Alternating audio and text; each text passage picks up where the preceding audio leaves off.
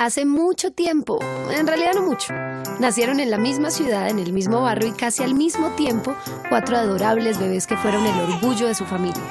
Tomás en la casa de la esquina, Juana en el tercer piso del edificio de enfrente, Matías en la gran casa con el portón rojo y Gabriela en el apartamento justo al lado del parque. Desde el comienzo, sus familias y la gente amiga les dieron herramientas que les prepararon para vivir sus vidas sin tropiezos y como debe ser. Por supuesto, a los niños les vestían con hermosas ropas azules y a las niñas con delicados vestidos rosados. Carros para ellos, muñecas para ellas. Y cuando salían al parque con las abuelas, en los días en que daban sus primeros pasos, a los niños les decían que se levantaran muy rápido si se caían al piso, mientras que a las niñas las recogían del suelo para que no se lastimaran. Claro que no necesariamente esto era lo que ellos necesitaban, pero todo indicaba que era lo correcto, ya que los adultos habían usado estas infalibles herramientas para criar a sus hijos desde la época de las cavernas.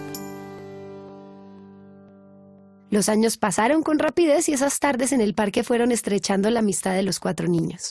Y claro, como suele suceder en estos casos, no siempre lo que pensaban sus padres acerca de sus hijos era lo que en verdad sucedía.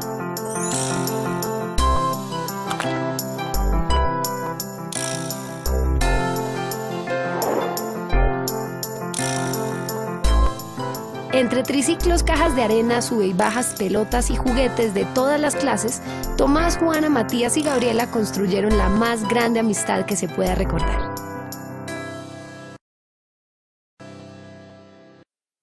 Los mejores amigos del mundo fueron también al mismo colegio, que no era muy diferente a cualquier otro que conozcamos. Clases de matemáticas, ciencias, lenguaje, matemáticas, inglés, sociales y más matemáticas. Aunque también había tiempo para seguir compartiendo los juegos que habían iniciado hace años en el parque del barrio.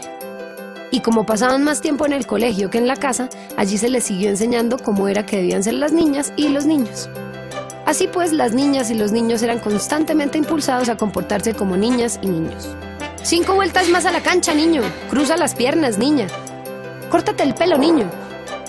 El uniforme para ti es con falda, niña. Y así todos los días del año.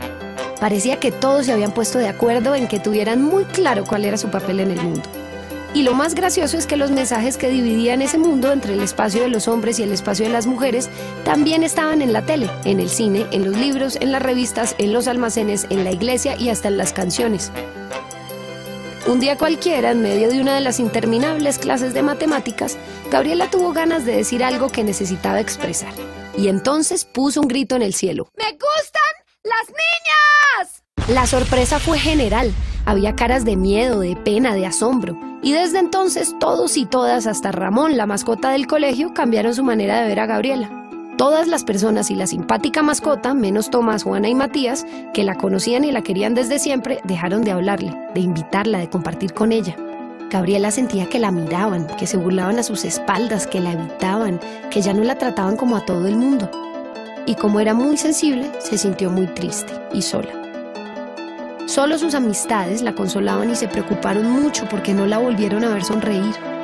Hasta que un día la pandilla de Pedro, que eran unos abusadores que pensaban ser los dueños de la verdad, abordaron a Gabriela junto a los baños y empezaron a molestarla.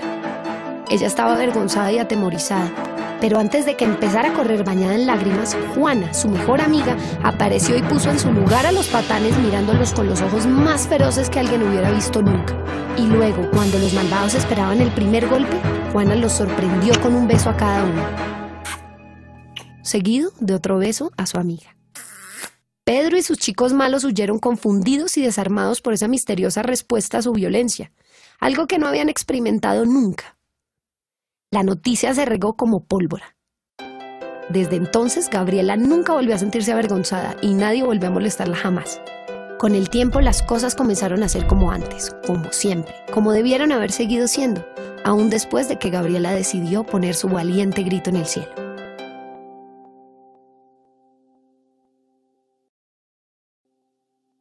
Como pasaban casi todo el tiempo como una familia unida, Tomás, Juana, Matías y Gabriela habían vivido muchas aventuras y habían visto muchas cosas sorprendentes. Una noche, por ejemplo, vieron por primera vez una estrella fugaz cruzando el cielo. Otro día, mientras salían de cine, quedaron sin palabras cuando vieron un perro pintado de azul que caminaba al lado de su dueña, que también tenía el pelo azul. En la tienda en la que compraban dulces vendían hielo de colores.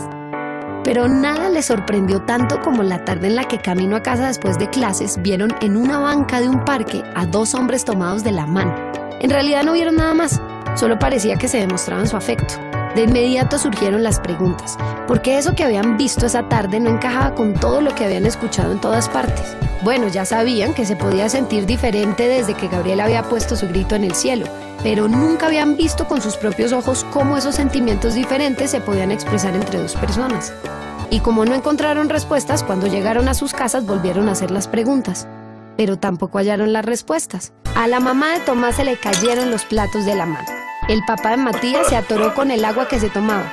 La familia de Gabriela huyó para no tener que contestar y la abuelita de Juana se desmayó en medio de la cocina. Pero las preguntas persistían y entonces fueron al colegio y Tomás tomó la palabra en medio de una clase de matemáticas. Esa clase tenía algo sin duda.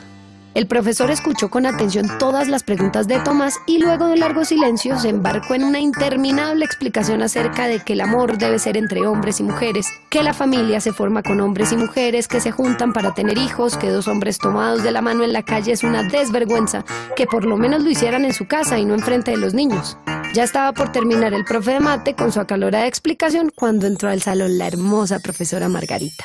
Tomás casi se cae de su silla porque ella le parecía muy bonita y todos se rieron.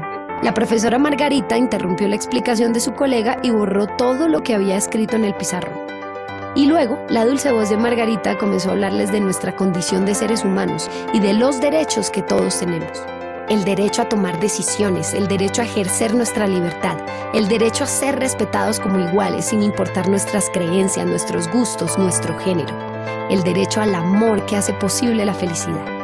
Por eso, los dos hombres enamorados que habían visto en el parque, esos hombres que tenían ojos como nosotros, manos como nosotros, dientes como nosotros, esos hombres que sentían miedo a veces, tristeza a veces, furia a veces, esos hombres que eran como nosotros en todos los sentidos, eran felices gracias a su amor.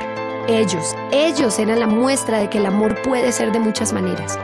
Ese día aprendieron una lección muy importante.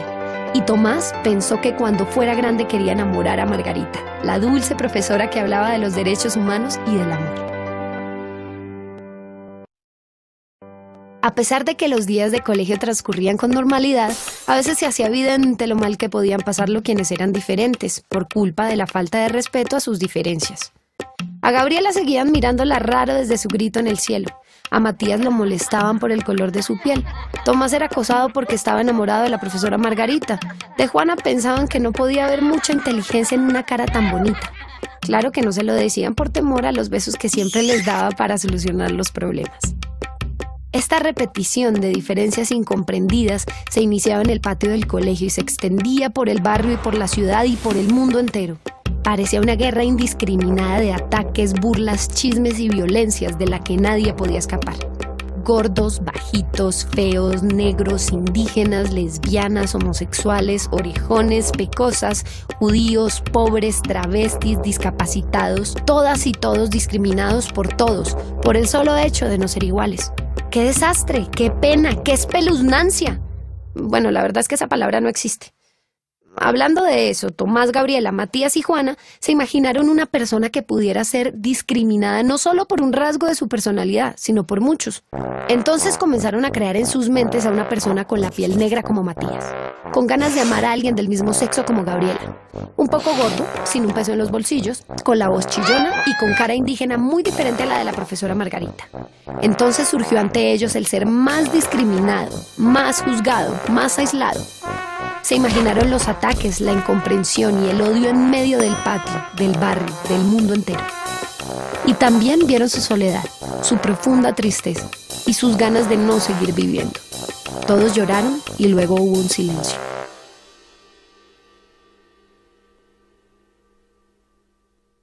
Matías habló por fin y propuso que debían convencer a cuantos pudieran en el colegio, en el barrio y en el mundo entero de que todos los seres humanos, sin importar la raza, la religión, la orientación sexual o identidad de género, tienen derechos y esos derechos no pueden ser vulnerados. Entonces los niños corren a expresar lo que han entendido a su mamá, a su papá, al panadero, a la vendedora de dulces, a los abusadores del colegio, a los hombres enamorados del parque, al profe de mate y a la dulce profesora Margarita, a todo el mundo en todas partes. Y esta maravillosa idea de respeto y el derecho a ser diferente se transmite como una ola, y de pronto muchas y muchos celebran la diferencia en lugar de lamentarla. Y quienes son distintos o distintas ya no son pocas personas, sino todas las que se miran a los ojos, que se reconocen, que se comprenden, que se respetan. Ahora son ellas y ellos, abrazados en el barrio, en la ciudad y en el mundo entero.